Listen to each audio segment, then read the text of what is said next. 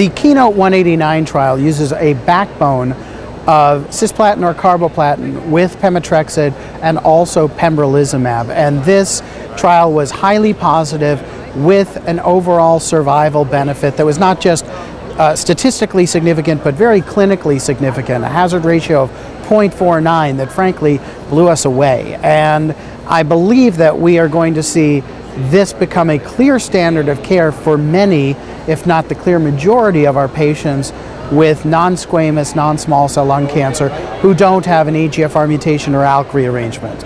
Now, that trial, as so many others that use a chemo backbone, it starts with a platinum and pemetrexed and also with the pembrolizumab, and then drops the platinum and continues not only with the pembrolizumab but with the pemetrexed.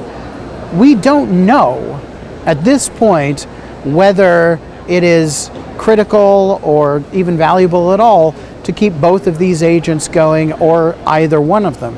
In fact, that's a study of a trial that is being done, led by both ECOG and SWOG, a large study that's looking at several different groups of patients that is looking at different agents to drop or continue in the maintenance phase, and also looking carefully at the combination versus upfront pembrolizumab alone in patients with advanced non-squamous disease.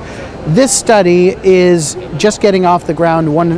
It's named Insignia, and the interesting thing is it's been in development for more than a year. It's only become more timely and more important over that delayed time. So I'm eager to offer this trial to more and more of my patients who are eligible as soon as I can, because this is still a question we need to know.